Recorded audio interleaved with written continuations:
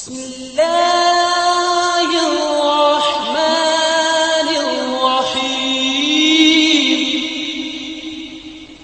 سبزی فروش کا جذبہ ایمان۔ ایک دور دراز گاؤں میں ایک بھائی عید سے ایک روز پہلے کھالوں کی اپیل کے لیے گئے تو پورے گاؤں میں سے ایک بھی ایسا آدمی نہ تھا جو مجاہدین کے لیے کھالیں اکٹھی کرنے کی حامی بھر لیتا۔ کہتے ہیں میں نے خود ہی کچھ گاؤں والوں کو جمع کر کے کھالیں دینے کے لیے اپیل کی اور مہاجرین کی مدد کے مقاصد سمجھائے تو ایک سبزی فروش نے آگے بڑھ کر کہا، بھائی صاحب میرے اس کام پر ڈیوٹی لگا دیں۔ میں نے ایک بینر دیا اور واپس آ گیا۔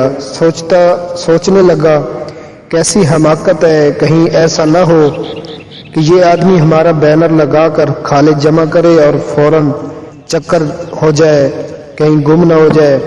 لیکن اب ہو بھی کچھ نہ سکتا تھا۔ میں اس بینر تھما کر ذمہ داری دے کر واپس آ گیا اور گاؤں کے لوگ جان بھی چکے تھے، لہٰذا اللہ پر بھروسہ کر کے اپنی مہم کے سلسلے میں آگے چلا گیا۔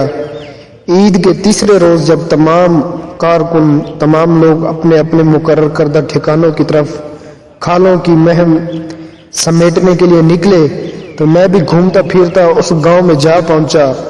اس سبزی والے کا نام پوچھا تو ایک آدمی نے مجھے اس کی دکان پر لے گیا۔ چھوٹے سے تھڑے پر سبزی والا بیٹھا تھا، مجھے دیکھتے ہی پرجوش طریقے سے لپک کر میرے پاس آ گیا، گلے ملا اور جیب سے ایک رومال میں بندھے ہوئے پیسے نکال کر کہنے لگا، لو بھائی اپنی امانت۔ میں 3 دن اپنی دکان بند کر کے اللہ کے سپاہیوں کے لیے کھالیں جمع کرتا رہا، پھر اس ڈر سے کہ کہیں یہ خراب نہ ہو جائیں میں نے تمہاری اجازت کے بغیر ہی فروخت کر دی۔ کوشش تو یہ تھی کہ زیادہ سے زیادہ پیسے مل جائیں، اور یہ پیسے روپے گن لو اور خبر بتاؤ جنت کے راہیوں کی۔ اب تو اس دکان پر بیٹھ کر سبزی بیچنے کو دل ہی نہیں کرتا۔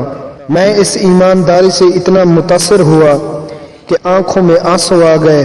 میں سوچنے لگا نہ جانے کتنے درد ماندہ سادہ مسلمان اس پیغام سے بے خبر ہونے کے سبب جہاد کی سعادت سے محروم ہیں۔ کاش کہ ہم ان سب لوگوں تک اللہ کا پیغام پہنچانے میں سرخرو ہو جائیں۔ آئندہ کے لیے وہ باقاعدہ ہماری جماعتی ساتھی بن گیا اور جہاد فی سبیل اللہ مجاہدین کے لیے کام کرنے کی ذمہ داری اٹھا لی۔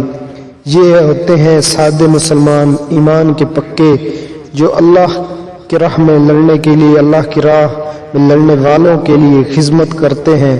اللہ ان لوگوں کو پسند کرتا ہے۔